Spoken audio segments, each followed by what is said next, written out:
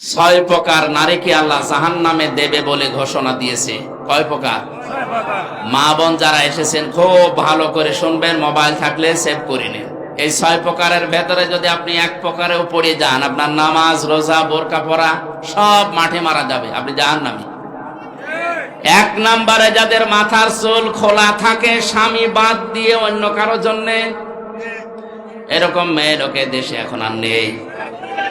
যে হোটেলে আসি আল্লাহর ওলিরা সব ওই হোটেলে উঠেছে। একজন মেয়ে লোক যদি চুল খুলে রাখে, শুধুমাত্র খুলে রাখতে পারবে তার স্বামীর জন্য, স্বামী বাদে পৃথিবীতে কারো জন্য মেয়ে লোকের চুল খুলে রাখা জায়েজ নেই। এমনকি বাবাকেও চুল খুলে দেখানো জায়েজ নেই। এক কথা বুঝতেছেন? একজন মেয়ে লোকের চুল যত তার স্বামী দেখবে, তার চোখের পাওয়ার বাড়বে, তত সওয়াব বেশি পাবে ওই মেয়েটা। এমনকি আল্লাহর নবী জানিয়েছেন, কোন স্বামী যদি স্ত্রীর মাথায় হাত বুলিয়ে দেয়, যতগুলো চুল পড়বে কতগুলো সওয়াব হবে। আর অন্য যত মানুষ এই চুল দেখবে, অতগুলো সাপ আল্লাহ বানিয়ে কবরে পাঠাবে। চুল ওরা দেখায় স্বামীকে না, পরপুরুষকে বেশি। এই জন্য যেই মহিলার মাথার চুল খোলা থাকবে স্বামী বাদ দিয়ে অন্য কারো জন্য, সে জাহান্নামী। দুই নম্বরে স্বামীকে যেই মহিলা সম্মান করে না। তিন নম্বরে স্বামীকে বাদ দিয়ে দেবর ননদ বা অন্য কারো সাথে যারা হাসি তামাশায় লিপ্ত থাকে বেশি সময়, স্বামীর কাছে আসলে মুখ গোমরা হয়ে থাকে। আর যদি দেবর পায়, স্বামী গিয়েছে ঘাস কাটতে, বাগে ধরে খাক, আমার দেওরা বেশি থাকে।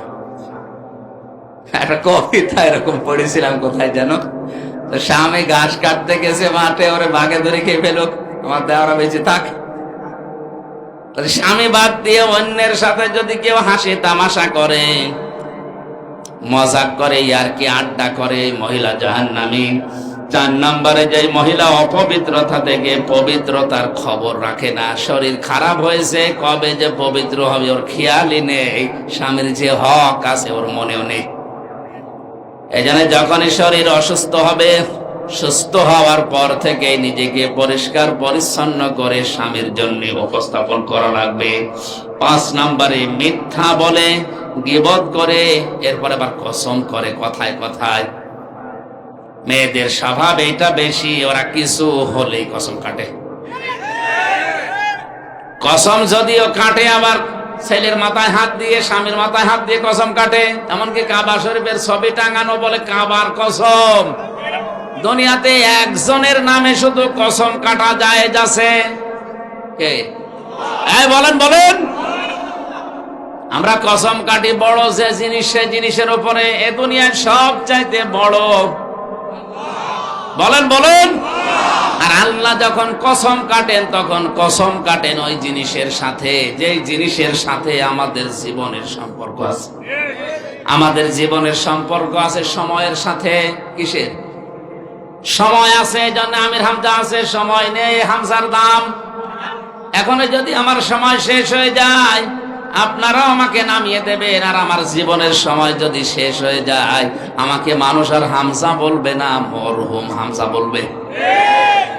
এজন্য মানুষের জীবন সংক্রান্ত কথাগুলো বলতে গিয়ে আল্লাহ জানিয়েছেন, ওয়ালা আসরি ইন্নাল ইনসানা লাফি খুসর। সময়ের কসম, জীবনের কসম, হায়াতের কসম, ইতিহাসের কসম। যেহেতু মানুষের হায়াত আছে, মানুষ আছে, জীবন আছে, মানুষ আছে, এগুলো না থাকলে মানুষের আর দাম থাকে না। এর সম্পর্ক মানুষের জীবনের সাথে রিলেটেড। এই জন্য আল্লাহ মানুষের জীবন সংক্রান্ত কথা বলতে গিয়ে কসম দিয়েছেন হায়াতের, সময়ের। জোরে বলেন সুবহানাল্লাহ। আমরা যেহেতু কসম দিতে পারি শুধুমাত্র আল্লাহ ছাড়া আর কারো নামে না।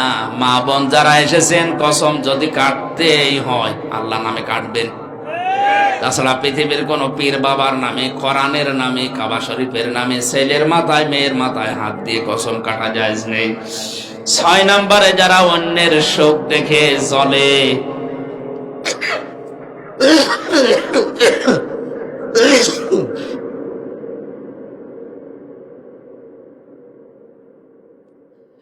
যারা অন্যের শোক দেখে জ্বলে এবং কিছু দান করলেও যারা খোঁটা দেয়, এই 6 প্রকার নারীর কথা মুসলিম শরীফে নবীজি জানিয়েছেন।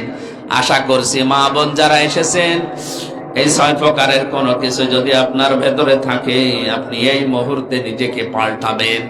আল্লাহ আমাদেরকে এই যে 4টা অপরাধের কথা বলেছিলাম, ওজনে কম বেশি করা, খাদ্যে ভেজাল দেওয়া, দুনিয়া শান্ত হয়ে যাওয়ার পরে অশান্তি তৈরি করা, মানুষকে বিপদে ফেলার জন্য ওত পেতে থাকা, আর আল্লাহর রাস্তা থেকে মানুষকে ফেরানোর জন্য চেষ্টা চালানো, এই গুনাহগুলো থেকে যদি আল্লাহ আমাদেরকে না বাঁচান, আমরা যদি চেষ্টা না করি, ভূমিকম্পের মতো এই জিনিস আবার আসবে।